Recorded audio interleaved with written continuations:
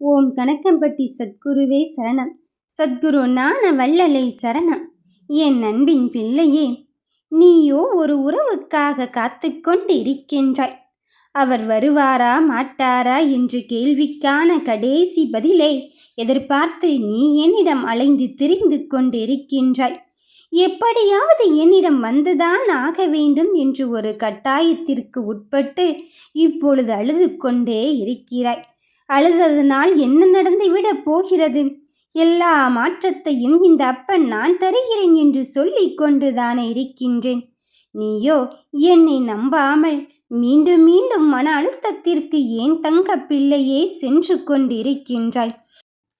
அவர் எப்படியாவது வந்தடைய வேண்டும் என்று என்னுள் நீ கூறிவிட்டாயே. அத்தோடு உன் வேலை முடிந்துவிட்டது. நீ உனக்கான அடுத்த கட்ட வேலையில் நீ முயற்சிகளை செய்து கொண்டே இரு. உன் பிரார்த்தனைகளை நிறைவேற்றுவதுதானே என் வேலை. அப்படி இருக்கும் பட்சத்தில் என் தங்கமே, கடந்து வந்ததை நினைத்தும் இழந்து விட்டதை நினைத்தும் அழுது கொண்டே இருக்கின்றாய். நான் தான் அவரை உனக்கானவர் என்று சொல்லிவிட்டேனே. இனி நீ தேடி போக வேண்டிய அவசியமே கிடையாது. அவரே உன்னை தேடி வரும் சூழலுக்கு உன் வீட்டிற்கே அழைத்து வரத்தான் போகிறேன். எத்தனையோ சூழ்நிலைகளை என் பிள்ளைகள் கடந்து வந்த பிறகும் அந்த மனப்பக்குவமும் அமைதியும் உன்னில் இருந்து தான் ஆக வேண்டும்.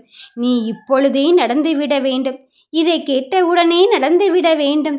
இதை கேட்டு முடித்த நொடியே எனக்கு அதிசயம் நடந்தே ஆக வேண்டும் என்று என்னிடம் அடம்பிடித்து கொண்டிருக்கின்ற.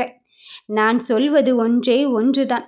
பொறுமையும் நிதானமும் நம்பிக்கையும் உன்னுள் இருந்து ஆனால் நிச்சயம் உன் வாழ்க்கை வெற்றி மட்டும்தான் கிடைக்கப் போகிறது. இதற்கு மேல் நான் எப்படி பொறுமையாக இருப்பேன் என்று யோசிக்காதே.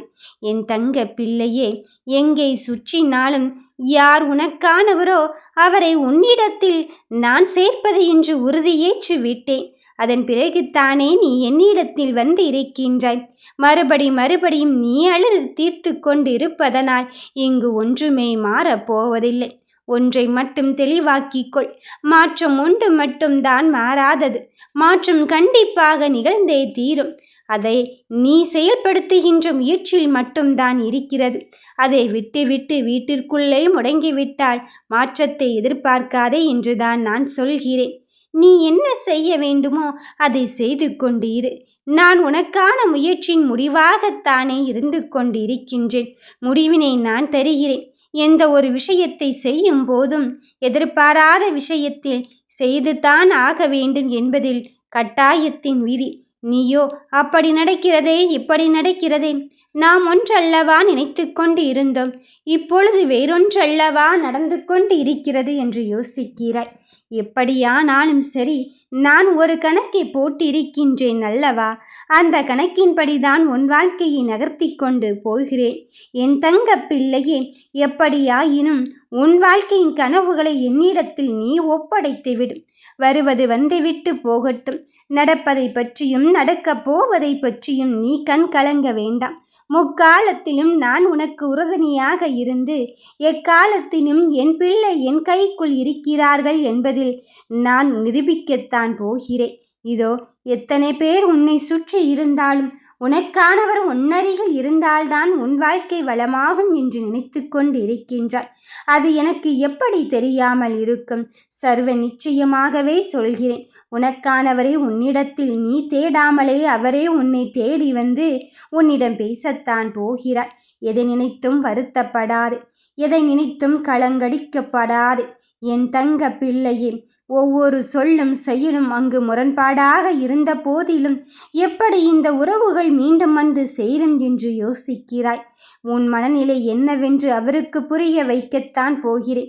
அவரின் மனநிலை என்னவென்று உனக்கும் புரிய வைக்கத்தான் போகிறேன். சூழ்நிலைகள் ஒத்துப்போகத்தான் போகிறது. அப்படி இருக்கும் பட்சத்தில் உங்களுக்குள் இருக்கின்ற மனக்கசப்புகள் எல்லாம் நீங்கி, சண்டை சச்சரவுகள் எல்லாம் நீங்கி, சந்தோஷமாக வாழும் தருணமும் மகிழ்ச்சியாக சரியான காலமும் வந்து சேரத்தான் போகிறது. உன்னை சுற்றியுள்ளவர்கள் உன்னை எப்படி சொன்னாலும் சரி, அதை பற்றி நீ கண் கலங்காதே. ஐயோ, என்னை இப்படி குறை கூறி விட்டாரே, நம் மீது தான் தப்பு இருக்கிறதோ என்று யோசிக்க வேண்டாம். தவறு யார் மீது இருப்பினும் மன்னிப்பது தானே மனித குணம்.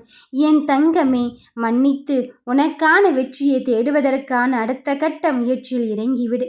யார் எப்படிப்பட்டவர்கள் என்றது சூழ்நிலை உனக்கு உணர்த்துகின்றது. அதை காலம் உனக்கு உணர்த்துகின்றது.